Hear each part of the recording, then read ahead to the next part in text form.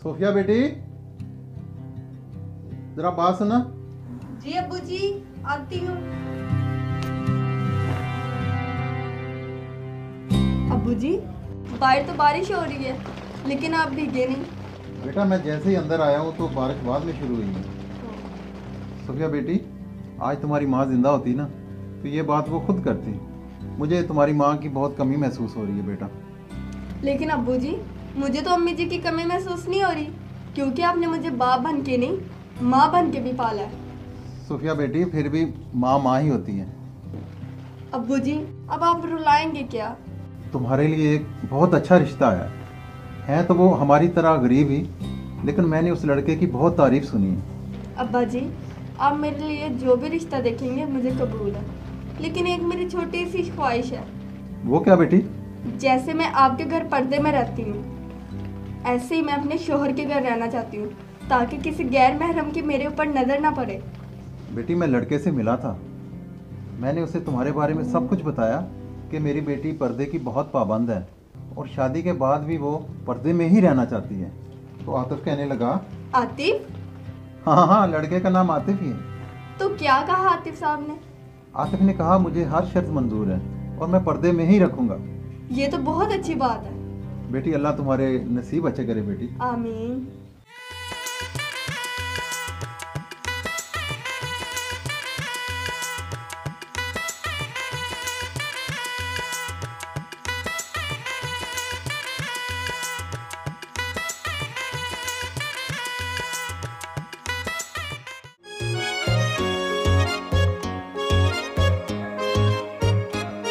ले जाती जान मेरी, कित्थे जाती जान मेरी, दो पल को। अस्सलाम वालेकुम। वालेकुम अस्सलाम। मैं आपको अपने इस छोटे से घर में खुश आमदीद कहता हूँ। शुक्रिया। क्या मैं आपका घूंघट उठा सकता हूँ? जी ज़रूर। अच्छा बताएं, आपको मुंह दिखाई में क्या चाहिए? मैं अपनी एक ख्वाहिश का इजहार कर सकती हूँ?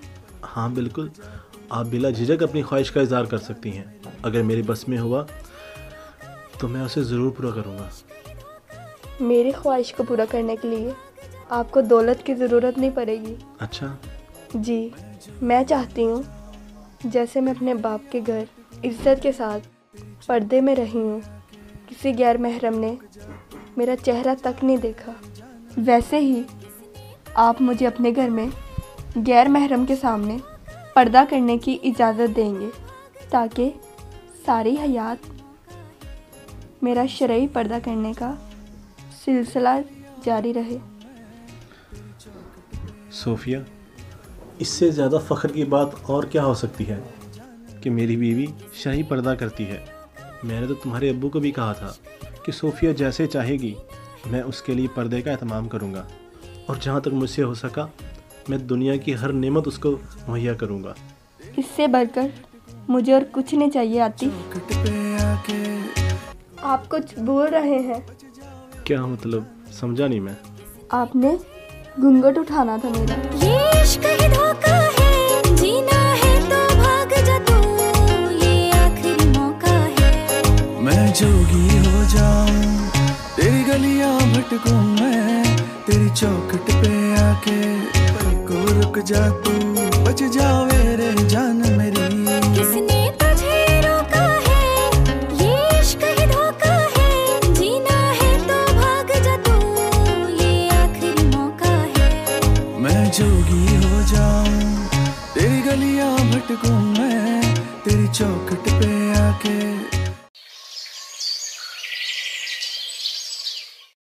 अस्सलाम वालेकुम ठेकेदार साहब। आतिफ तुम जहाँ? और तुम्हारी तो अभी नई नई शादी हुई है, और 2-4 दिन दुल्हन को घुमा फिरा लेता, कुछ सैर सपाटे कर लेते, कुछ शब्द बल्ले, कुछ कहती वैल के डाले। और ठेकेदार साहब कौन से सैर सपाटे, हम गरीबों को तो पेट भर जाए यही बड़ी बात है। और वैसे भी आपसे ही तो कर्जा लेके शादी की है। ओ चलो कोई बात नहीं, लेकिन अब पता क्या है, अब तुम्हें जरा काम पे जरा तवज्जो देनी पड़ेगी। उसकी वजह क्या है कि तो अब तुम 1 से 2 हो गए, और अगर तुम दिल लगाकर काम करोगे, अच्छे तरीके से काम करोगे, तो मैं तुम्हारी उजरत बढ़ा दूंगा। इसीलिए तो आया हूँ, दिन जाए कि बिना मैंने कहा सोचा कि काम करता हूँ। लेकिन कोई मसला नहीं है, कोई मसला नहीं, तुम आ गए, करो करो काम शुरू करो। हाँ। हाँ आओ आओ काम शुरू करो। क्या हुआ है सोफिया, क्या हुआ है तुम्हें? मुझे लगता है हमें लेडी डॉक्टर के पास जाना चाहिए।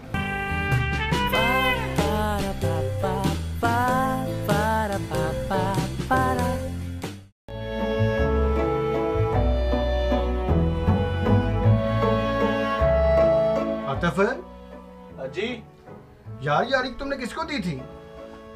ये हमसाये ने ली थी थोड़ी देर के लिए। ये देख सारे उसके धंधे खराब कर दिए, अब मुझे ये दोबारा तेज करवानी पड़ेगी। और चले छोड़े ठेकेदार साहब, मैंने ना आपकी खुशखबरी सुनानी है। खुशखबरी? हाँ, कैसी खुशखबरी? अल्लाह ताला ने ना मुझे एक बेटा दिया है। मुबारक हो भाई, मुबारक हो, लेकिन उसका नाम मैं रखूंगा। आप लेट हो गए, उसकी माँ ने उसका नाम रख भी दिया है। यार ये ज्यादती है, एक तो भाभी मुझे मुंह नहीं लगाती, तो मेरा मतलब अभी तक उसने मुझे मुंह नहीं दिखाया, ऊपर से नाम भी खुद ही रख लिया। बहुत तेज हो यार तुम दोनों। और कोई नहीं ठेकेदार साहब, आपकी सोबत का नतीजा है। और मुझे ताने ना मारो, सोबत का नतीजा है। अगला सोचो, आइंदा के बारे में सोचो कि अखराजात कैसे बर्दाश्त करने हैं। अब तुम ज्यादा मेहनत करो और दिल लगा कर मेहनत करो। और ठेकेदार साहब, मेहनत मैं पहले भी दिल लगा कर ही करता हूँ। और खाक दिल लगा के करते हो, दोपहर को घर चले जाते हो खाना खाने के लिए और 2 घंटे वहां जाया करके आ जाते हो। तो आराम भी तो करना होता है ना। और रात किस लिए है?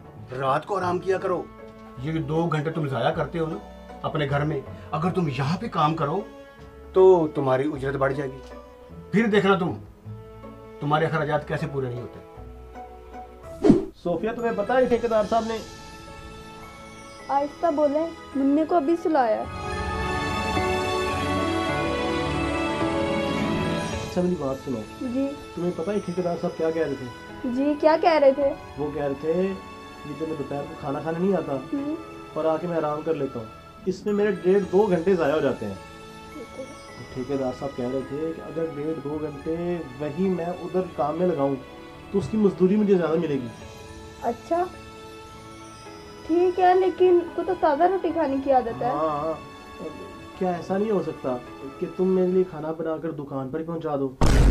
पर्दे में रहकर 3-4 गली छोड़कर तो दुकान है।